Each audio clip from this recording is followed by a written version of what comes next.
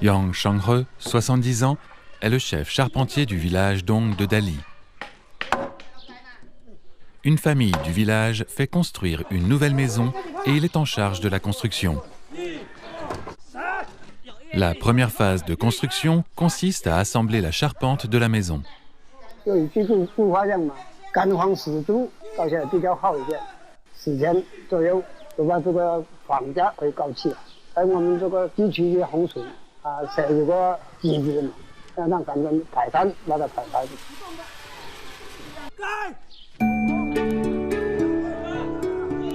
Il y a 3 colonnes principales sur chaque cadre, ce qui est une caractéristique des habitations de Dali. La nature longue et épaisse du bois local permet aux maisons d'avoir jusqu'à 3 étages. Les colonnes marquent efficacement la division des pièces à l'intérieur. Il faut une journée entière pour assembler les cadres.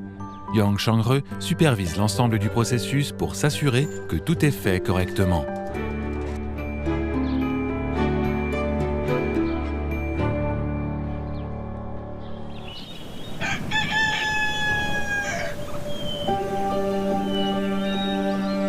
Situé dans le comté de Rongjiang, province du Guizhou, Dali est un village traditionnel de l'ethnie Dong. Niché dans une vallée, il est encadré par 2 montagnes traversées par une rivière. Il y a 5 ponts sur la rivière.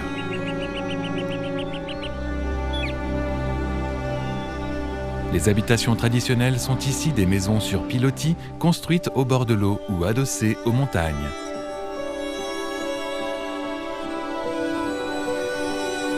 Les maisons sur pilotis sont des bâtiments simples avec un vide au rez-de-chaussée au lieu d'une cour. Ils sont normalement faits de bambou et de bois. Chacune a 2 ou 3 étages. Le vide du rez-de-chaussée est entouré d'une clôture servant d'enclos pour le bétail ou le stockage de marchandises. Le premier étage, frais et sec, abrite le salon et les chambres. Le deuxième étage est généralement un grenier bien ventilé et sert également pour le stockage à sec.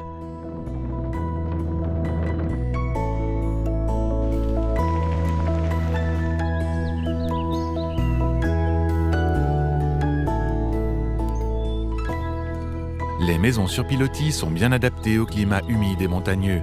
Elles sont performantes en termes de ventilation, de prévention de l'humidité, de sécurité et d'optimisation de l'espace sur les terrains difficiles. Une fois les cadres assemblés, ils doivent être levés.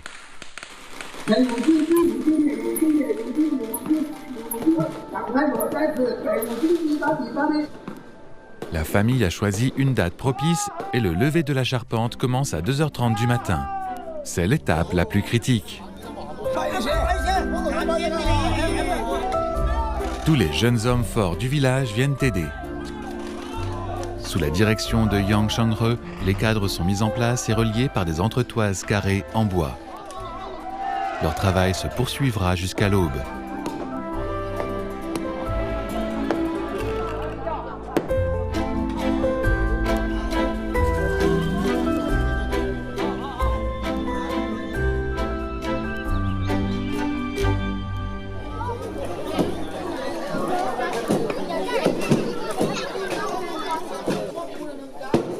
Les villageois ont frappé à plusieurs reprises chaque joint sur les cadres pour assurer une structure solide.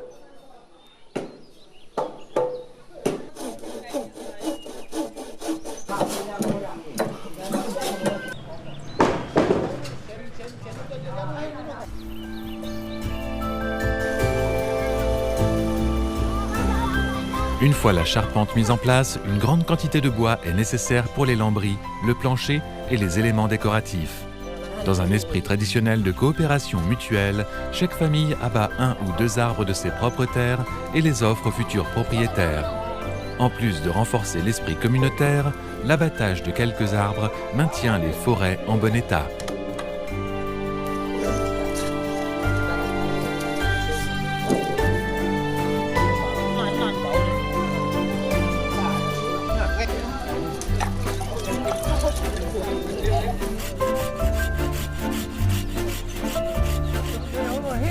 Un acajou chinois est abattu pour la poutre supérieure de la nouvelle maison. Les membres de la famille l'apporteront sur le site en s'assurant qu'il ne touche pas le sol, comme le veut la tradition locale. Une fois en place, il protégera la maison contre l'adversité.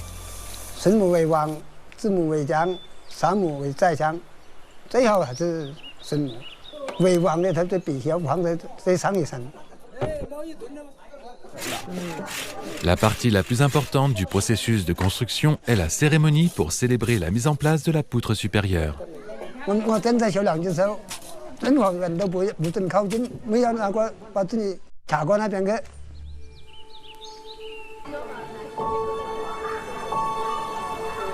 Yang Shenghe brûle du papier rituel jaune et de l'encens tout en priant Lu Ban, le grand maître chinois de l'architecture, d'accorder sa bénédiction.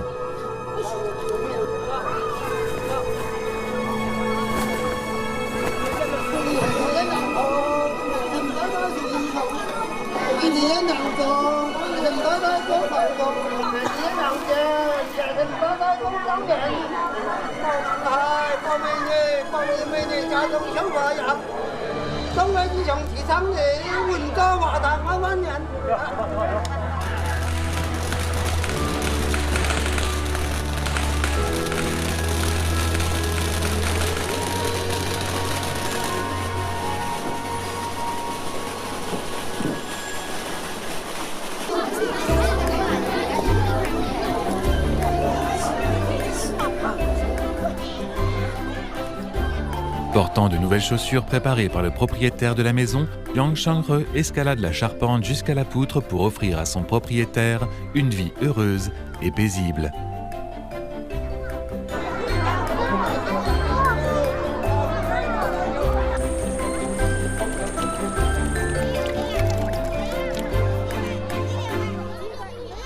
Le propriétaire de la maison boit l'alcool et attrape un gâteau de riz gluant dans l'espoir d'attirer richesse et bonne fortune. Des gâteaux de riz, des pièces de monnaie et des bonbons sont lancés à la foule alors que la cérémonie touche à sa fin.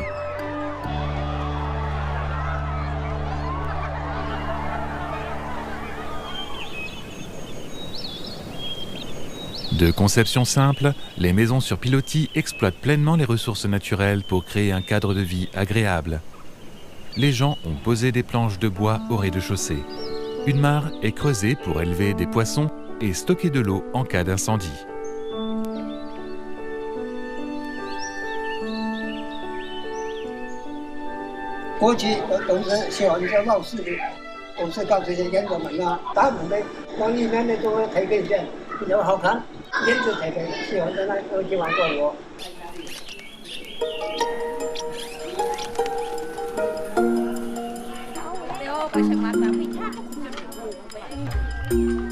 Une fois la charpente érigée, le propriétaire choisit une nouvelle date propice pour le toit. Tout le village se présente pour donner un coup de main.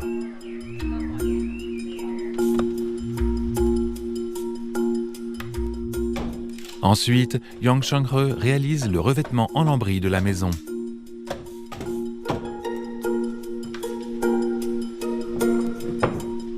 La fabrication et l'installation des panneaux de lambris nécessitent des compétences traditionnelles en menuiserie. C'est un processus laborieux qui prend environ 2 mois et demande 3 ou 4 menuisiers.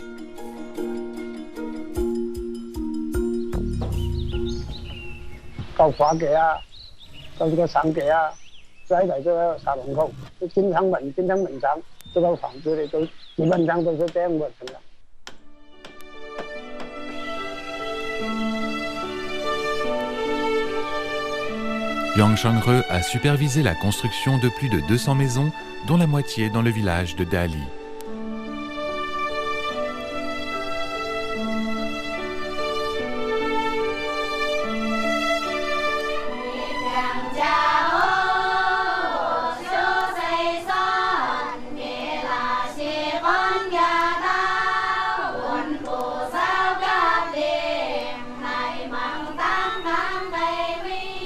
Le village est gardé par des bois séculaires et alimenté par un ruisseau bouillonnant. Ses habitants jouissent d'une vie tranquille, simple et naturelle. Les gens, leurs maisons et la nature vivent en harmonie.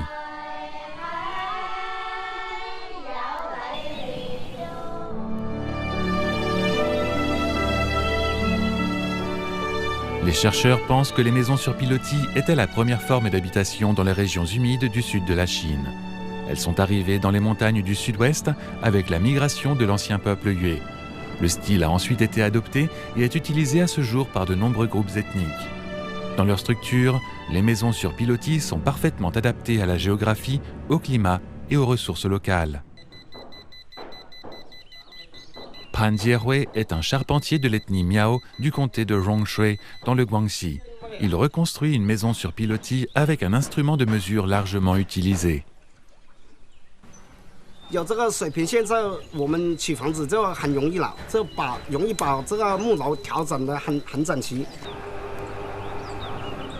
Le frère aîné de Pan Jiehui, Pan Xiufang, est aussi un maître charpentier.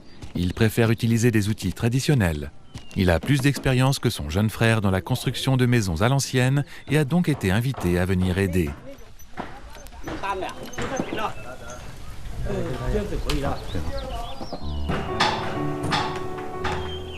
Il y a 2 ans, Pan Jiehui a quitté les montagnes pour s'installer dans le nouveau village Miao, près du chef-lieu du comté. Sa maison sur pilotis est venue avec lui. Il a essayé de persuader son frère aîné de déménager également au village, mais sans succès jusqu'à présent.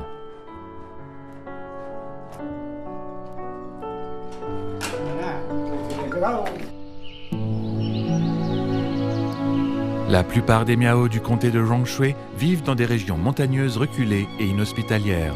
Les pentes abruptes offrent peu de zones plates propices à la construction de maisons. L'habitat sur pilotis est donc devenu le logement traditionnel de prédilection dans la région. Dans les maisons sur pilotis, le premier étage s'étend à l'air libre au-delà du rez-de-chaussée, formant une véranda sur un ou plusieurs côtés. Cela place beaucoup de poids sur la structure inférieure.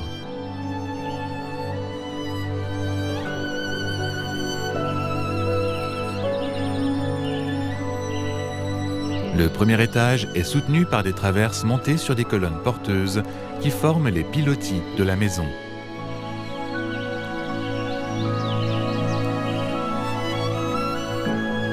Les maisons sur pilotis sont privilégiées dans les zones de montagne car elles sont non seulement performantes en termes d'optimisation de l'espace, mais également légères et aérées.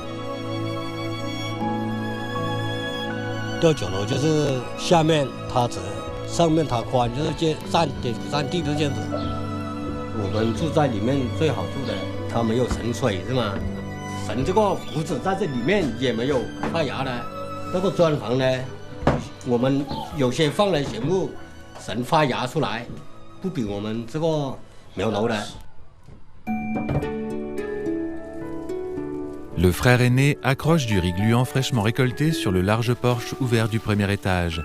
Après séchage, il sera ensaché et stocké dans le grenier. Il y a quelques années, il a acheté une camionnette à 3 roues. Il utilise donc le rez-de-chaussée comme garage.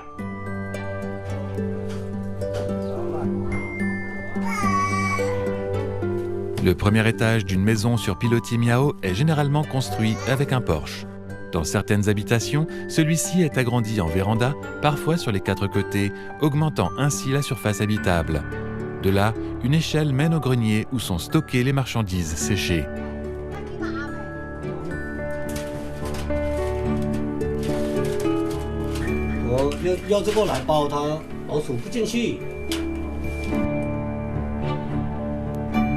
Pan Xiufang veut faire des gâteaux de riz gluant avec sa récolte pour les vendre au chef-lieu du comté et gagner un peu plus d'argent. Pour le déménagement, il y pensera une autre fois.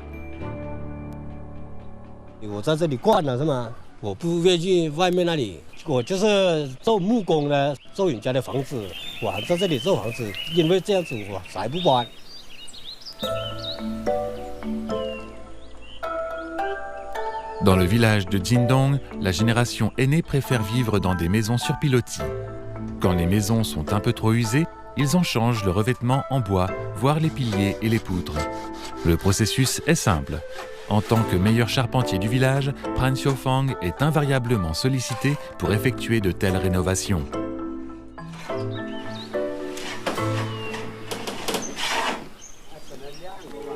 Pour résoudre le problème des transports difficiles et de la pauvreté dans les zones reculées, le comté de Rongshui a lancé en 2017 une initiative visant à déplacer les gens vivant dans des villages montagneux comme celui de Jingdong.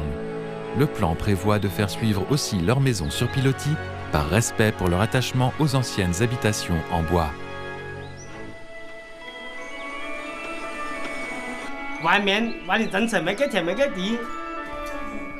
Le personnel de l'administration est allé de maison en maison pour se renseigner sur les besoins des familles pauvres et expliquer les différentes politiques de sécurité liées à la réinstallation.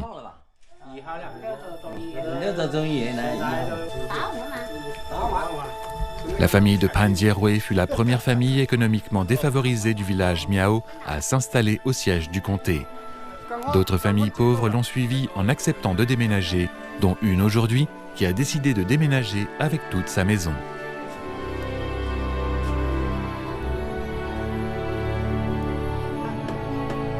Le démontage de la maison sur pilotis commence. Presque tous les villageois viennent aider. Tous ceux qui sont engagés dans la relocalisation et la reconstruction sont des membres des peuples autochtones. La plupart des maisons sur pilotis Miao ont des toits en croupe et à pignon et une ossature en bois à colonnes et tirants. Une fois les tuiles retirées, toute la structure devient visible.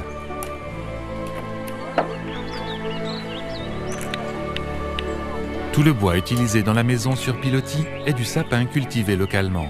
Avec des matériaux locaux et l'aide d'autres villageois, la construction d'une maison sur pilotis durable est peu coûteuse.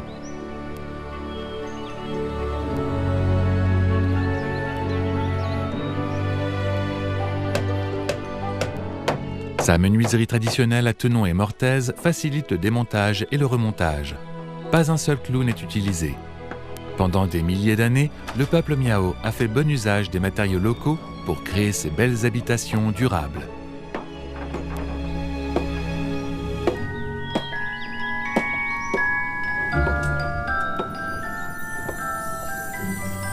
Comme d'habitude, les frères Pan dirigent les travaux. Ils marquent les colonnes, les poutres et les planches pour un assemblage et une reconstruction future.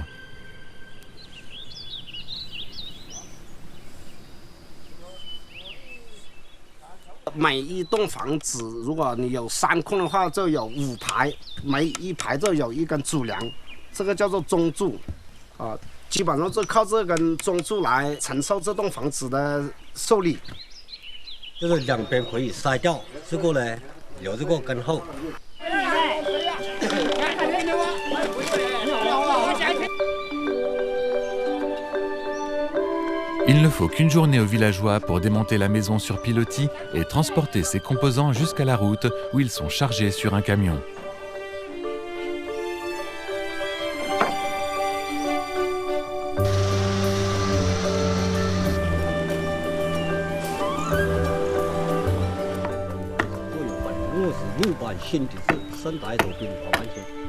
Selon les coutumes traditionnelles Miao, avant de construire une maison, les gens offrent des sacrifices aux dieux de la terre et aux ancêtres afin d'obtenir la paix, de bonnes récoltes et un bétail prospère.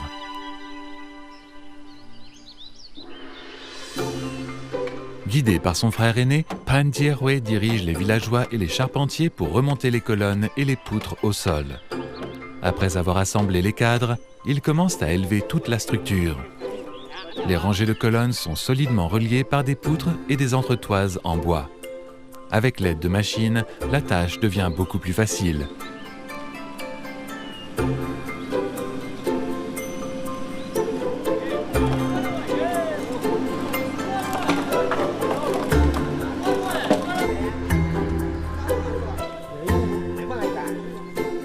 C'est seulement lorsque les poutres sont remises en place qu'on peut prendre la mesure des compétences et de l'expérience des charpentiers.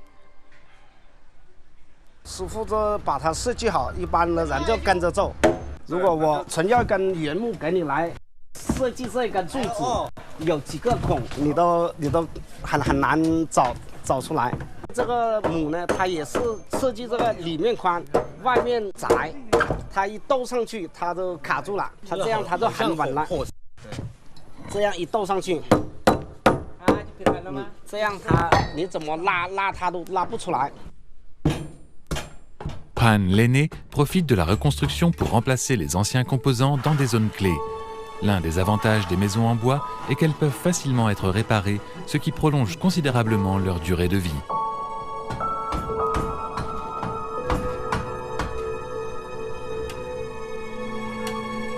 Sous l'œil vigilant de Pran Xiufang, la maison sur pilotis est bientôt reconstruite.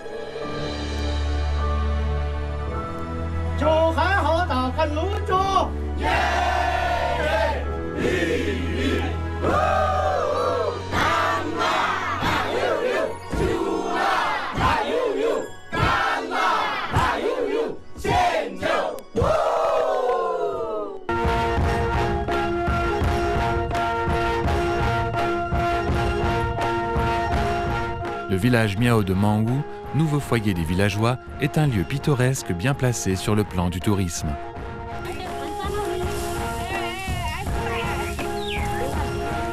Les coutumes traditionnelles et le mode de vie agricole des Miao sont clairement affichés.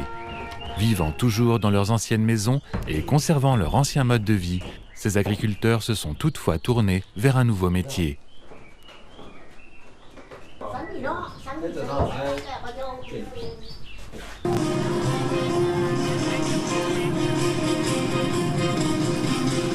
Avec les maisons sur pilotis en toile de fond, le spectacle est une nouvelle source de revenus formidable.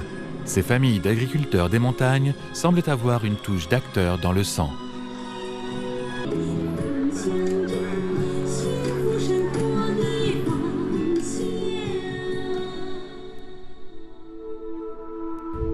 Les Chinois apprécient peu de choses plus que leurs maisons, auxquelles sont attachées leurs émotions les plus profondes.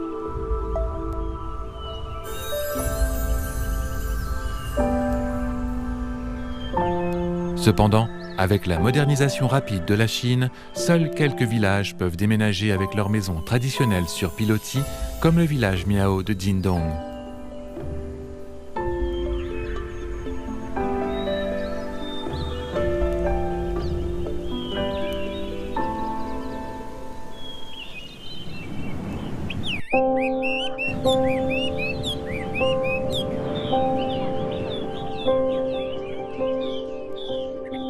Wangding, dans le Yunnan, est classé comme l'un des derniers établissements tribaux primitifs de Chine.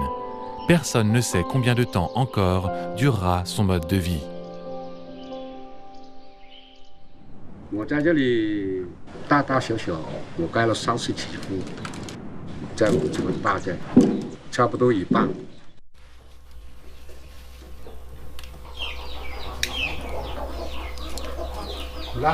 Xiao Junrong est une célébrité au village. Celui qui veut construire une maison se tourne vers lui pour obtenir de l'aide. Il est surpris de voir des gens venir le voir avant la saison des pluies.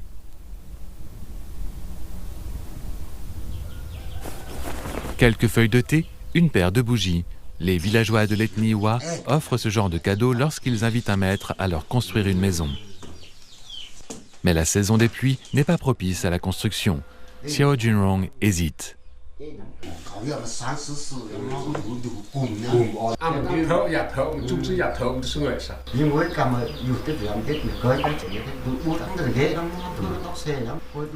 Devant l'insistance du villageois, Xiao Junrong accepte de l'aider.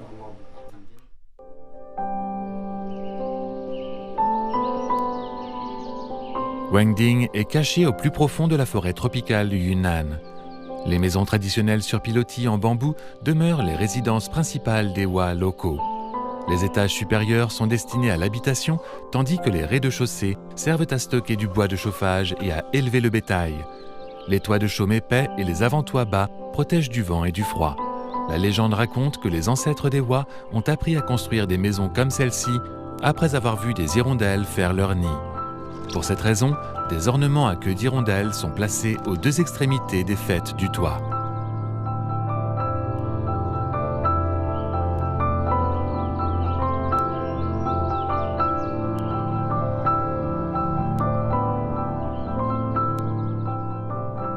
On appelle牛角，房顶上那个叉叉，里面有那个，它就不是瓦寨，它就不是瓦家。Les habitations Wa sont faites de bambou et de bois. Bien que les arbres ne manquent pas autour du village, il n'est pas facile pour les Wa de se procurer des matériaux de construction.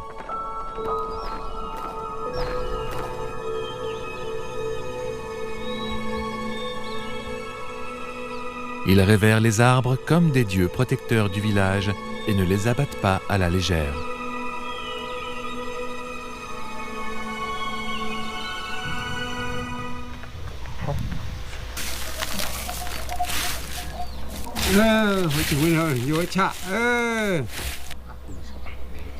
Moba est un chaman de la culture Wa. Xiao Jinrong a besoin de son aide pour se rendre dans la forêt des esprits et demander la permission aux dieux.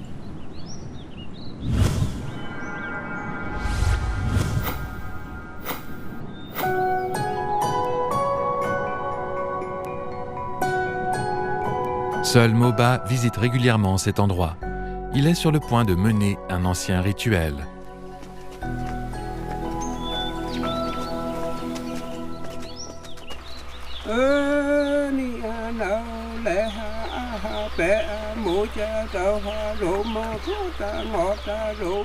L'animisme est pratiqué depuis des générations par les Wa. Ils croient que les arbres ont une âme et que seuls de tels rituels peuvent permettre l'exploitation forestière.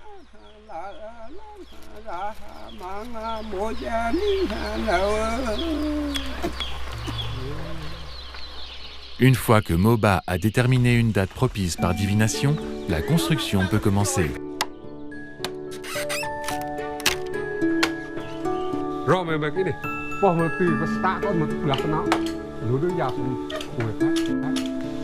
La nouvelle maison est petite et peut être achevée en 2 ou 3 jours.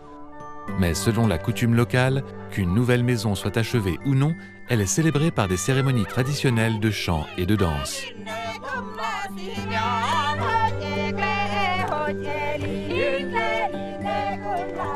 Dans cette atmosphère joyeuse, l'esprit de Xiao Jinrong se tourne vers autre chose.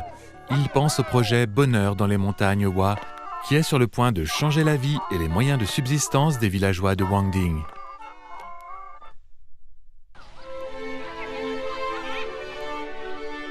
Pendant des milliers d'années, ils ont trouvé des moyens de vivre en harmonie avec la nature. Aujourd'hui, cependant, Xiao Jinrong ne voit pas comment les maisons traditionnelles peuvent répondre aux besoins de la vie moderne.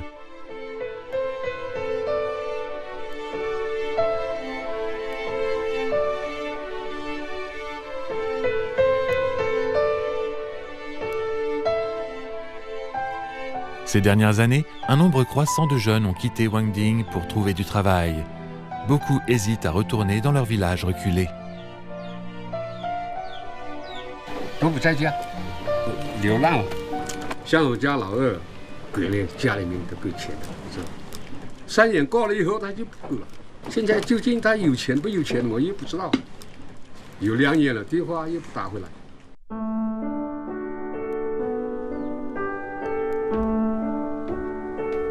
Bien que Xiao ait de moins en moins de contact avec ses fils, il pense toujours à leur construire une maison.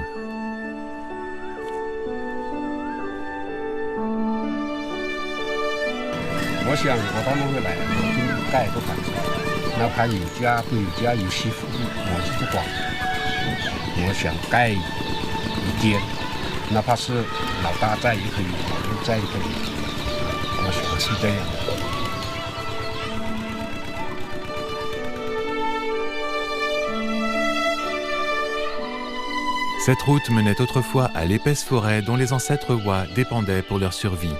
Aujourd'hui, certains ont quitté les montagnes pour rejoindre la société moderne, tandis que d'autres restent fidèles à leur mode de vie traditionnel.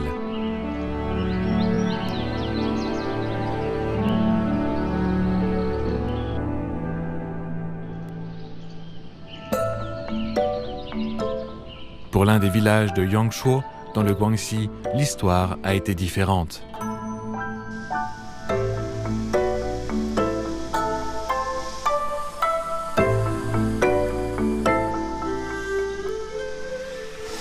Ian Hamilton est un architecte sud-africain. Il y a plus de 10 ans, il a commencé une nouvelle carrière dans le village de Jiuxian à Yangshuo. Il a loué de vieilles maisons, délabrées ou abandonnées dans le village. Après les avoir repensées et rénovées, il les a transformées en chambres d'hôtes traditionnelles confortables.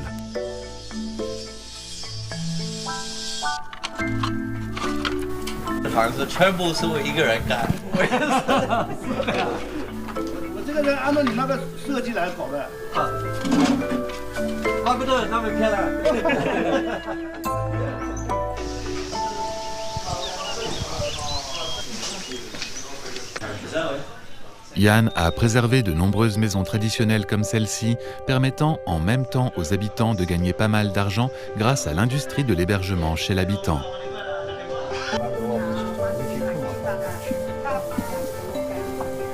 Au début, à cause de son énergie, de son enthousiasme et de son caractère extraverti, les villageois l'appelaient affectueusement le fou. Good luck. Quand il étudiait l'architecture à l'université, Yann a été fasciné par les habitations en bois traditionnelles chinoises. Ces dernières années, avec le développement de l'économie chinoise, de plus en plus de maisons en bois sont remplacées par des logements modernes en ciment et en briques. Les bâtiments traditionnels disparaissent à un rythme alarmant. 你看这个房子都是很漂亮。我知道人要砌新的房子，如果你的儿子要结婚，那你需要一个现代的房子，但是我希望能把新的房子砌在外面一点，不把老房子拆掉，这样会好。Récemment, Yann s'est concentré sur un nouvel objectif. Il souhaite maîtriser le savoir-faire de la construction de maisons sur pilotis afin de préserver leur structure traditionnelle en bois. Il espère transformer de vieilles maisons vouées à la démolition en nouvelles résidences.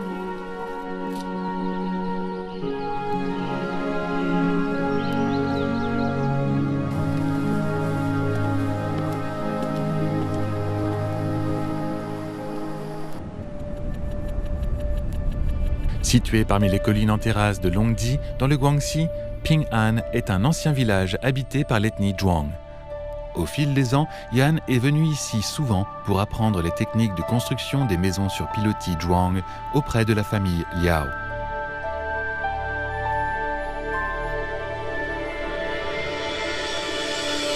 Le village est situé au sud-ouest des montagnes Yuechangling. Il est soumis à un climat de mousson subtropical avec des étés chauds, des hivers froids, de fortes précipitations et une atmosphère humide. Ces conditions locales ont façonné son architecture locale distinctive.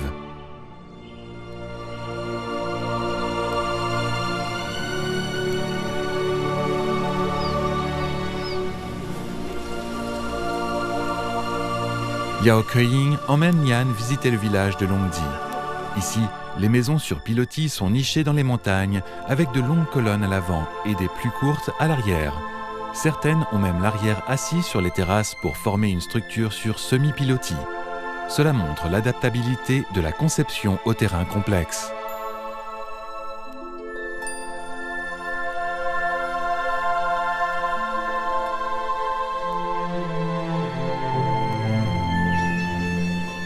Même sur une pente de montagne escarpée comportant seulement une étroite bande de terrain plat, les gens peuvent construire des maisons légères, belles et solides. Pour Yann, chaque maison sur pilotis est unique.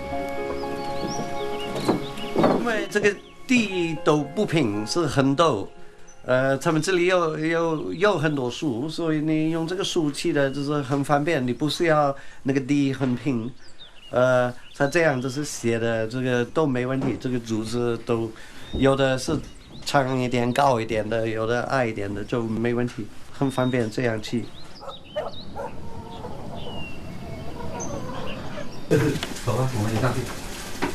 La maison sur pilotis que Yann visite a plus d'un siècle, mais elle semble toujours en bon état.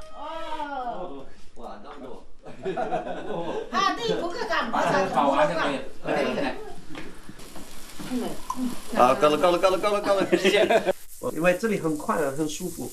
对啊，有多少个人一起吃饭都可以，全家人都在一起。对。我们这个火塘放在2楼这里，主要是烘那个红薯啊、芋头啊，那个稻谷收回来也是放到楼上去。它也烧火，但是上面才可以干燥，就放粮食、放稻子。2楼住的，你看都是住这些，全部是木板铺起来的，很干燥，所以住起来很舒服。这个是石板嘛？这都是石板，石头的。哇，那么大一个。这防火的嘛，防火啊，石。我是帮他们卖房子，是说你在三江做那个民宿是不是？楼下一个用的。你楼下是。La pièce centrale d'une maison sur pilotis Zhuang est spacieuse et lumineuse. C'est le lieu principal des activités quotidiennes. La famille prend 3 repas par jour autour du feu. De part et d'autre de la pièce centrale se trouvent des chambres séparées. Plus il y a de personnes dans la famille, plus il y a de pièces annexes. Le rez-de-chaussée est utilisé pour garder le bétail, les outils et le bric-à-brac. Contrairement aux maisons sur pilotis d'autres minorités ethniques, le premier étage des maisons sur pilotis des Zhuang n'a pas de véranda. Un escalier en bois au rez-de-chaussée mène directement à la spacieuse pièce centrale de l'étage. Les tablettes ancestrales de la famille sont conservées au-dessus du centre de la pièce principale.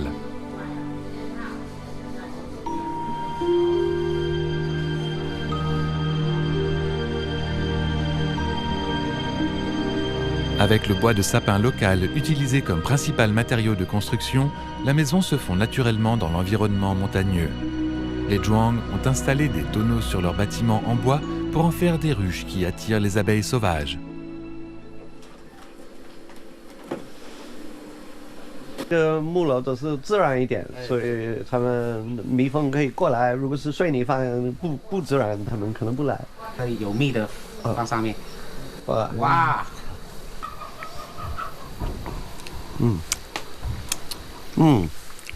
很甜了，哇，很好吃。它可以常年四季都在这里。那每年你可以吃几次？这个2次，每年要可以吃2次啊，蜂蜜。太好了，自然的。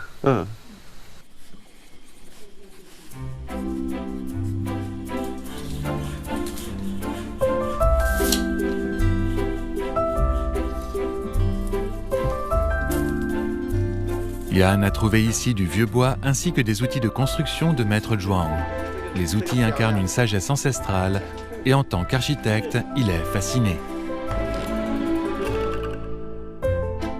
哦，这样也可以。起木房的话还是用这个多功能用的。你看这个是犄角，这里是三角形的。这个就是都是两边一样长。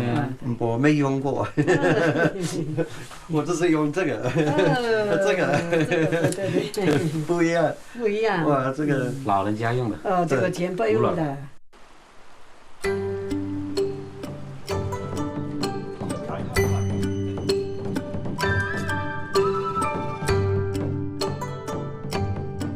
Alors que Yann cherche de vieilles maisons, un de ses amis du comté voisin de Sanjiang l'invite à visiter les habitations en bois de la minorité ethnique Dong.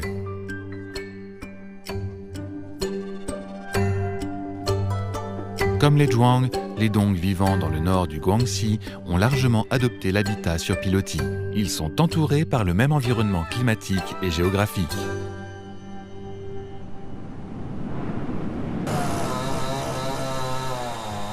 Cependant, leurs bâtiments traditionnels sur pilotis sont constamment démolis. 他们可能是要起个新的房子，所以这个我懂，人要现代的房子，但是我还是觉得这个老的木头这个材料应该还能用，不是要这样，他们只是把所有的就是木梁什么的都筛断了。我真的不想看，我不开心。Yang Rongchang, ami d'ethnie Dong de Yann, est d'accord avec ce dernier.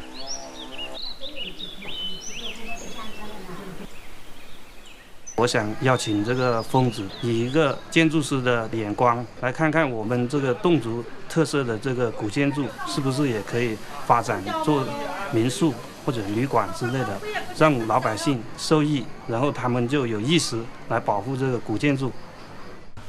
他喜欢，这个木板也有很多故事，几代人做过的，最丁的。好，我回家了。有这个感觉，哇，这个锁嘞，木头这样勾着过来，然后把它才开。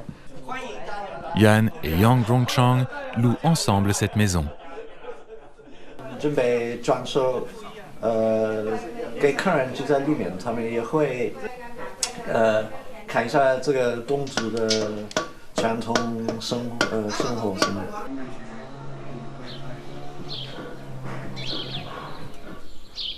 Avant la rénovation, Yan rend une visite spéciale à un vieil artisan pour en savoir plus sur les techniques de construction utilisées pour les maisons sur pilotis. 太漂亮！我以前在南非也是做这个模式的，但是没有这样，没有那么漂亮。这个哇，真的太漂亮了！一个95岁的老人做这个，真的太厉害了。 真的，三金亭啊，其实还有嘞。 L'artisan Yang Shanren a construit de nombreuses maisons au cours de sa vie. Sa capacité à créer différentes structures en bois sans aucun plan étonne beaucoup Yan. 或者10根仪器，难度。吊桥楼呢，它有各个民族不同。我们广西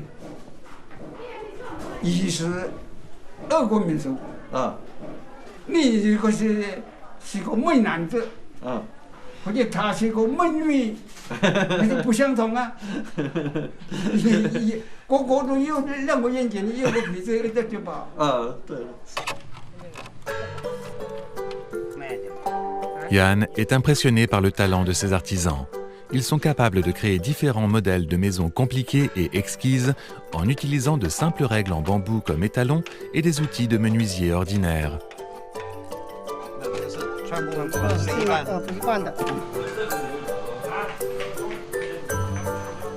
L'ancien bâtiment en bois, qui devait être démoli, devient un nouveau point de départ pour Yan. Il prévoit de préserver au maximum la structure du bâtiment et de le rénover pour en faire une maison d'hôtes confortable.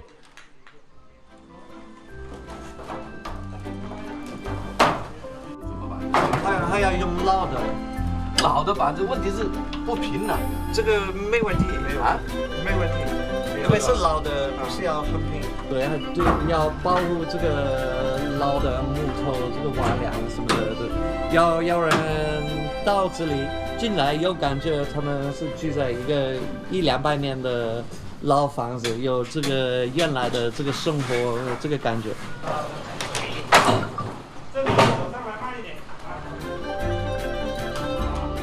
Pour protéger l'ancienne structure, des techniques modernes et traditionnelles sont combinées pour rendre les maisons plus confortables et résistantes.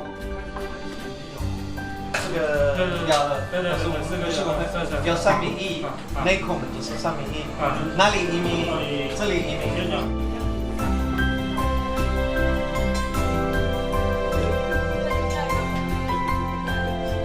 Le plan de Yan se concrétise bientôt. Les premiers invités sont ses amis Zhuang, Liao Keying et sa femme.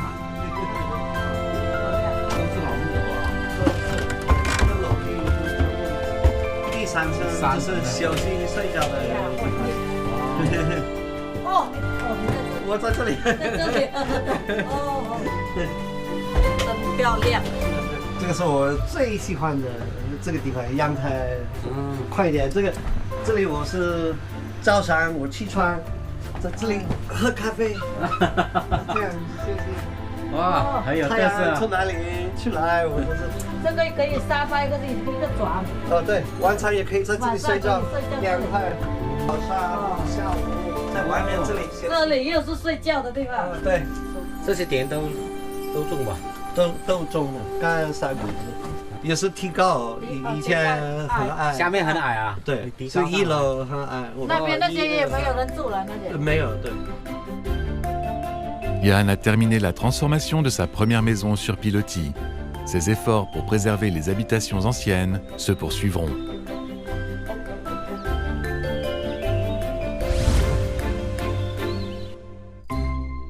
Du bassin pluvieux et humide du fleuve Yangtze aux régions montagneuses du sud-ouest, avec leurs pentes abruptes, les maisons sur pilotis sont construites pour correspondre au terrain. Pendant des milliers d'années, ce type d'architecture vernaculaire, en harmonie avec l'environnement naturel local, a non seulement servi de refuge à de nombreuses ethnies, mais a également façonné leurs différentes caractéristiques culturelles. Les maisons sur pilotis forment un paysage digne d'être admiré.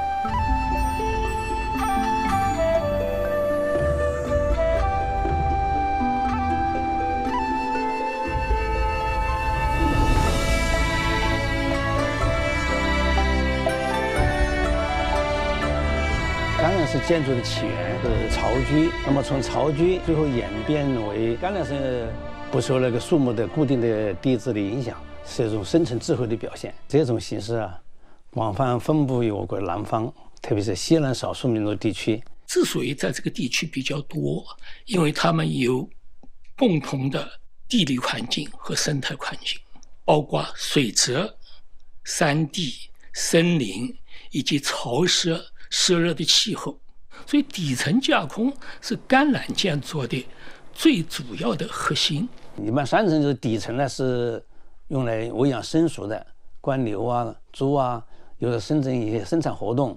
中间这层呢就是居住层，主要就是生活的，中间有堂屋，还有火塘。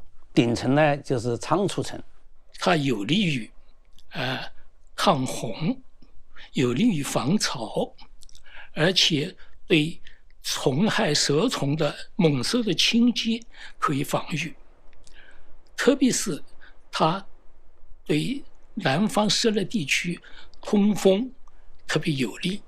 尽管都是橄榄式的居住方式，但是在山区的变化非常丰富。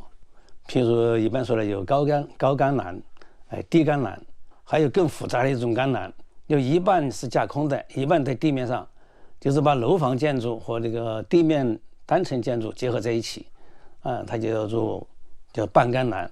譬如贵州的侗族民居和苗族民居，他们的平面空间形态和序列都是不一样的。侗族民居它就是从前到后是布置宽廊、火塘间到卧室。苗居呢，它是以堂屋为中心的放射性的布置，所以从这2种布置形式就可以看出不同的民族文化。在伦理方面呢，它仍然是遵守了中间的这个主线，有堂屋，有朝门堂屋。还有一个伦理观念比较强烈的就是它的火塘。那个火塘呢，是一般说来是在集中吃饭的地方，特别是冬天，一家人在那团聚，显得暖气融融的，非常的亲密。所以橄榄建筑它就是处理人、建筑和环境3者之间的关系，让三者和谐地统一在一起，这个是橄榄建筑成功之处，也是我们学习的地方。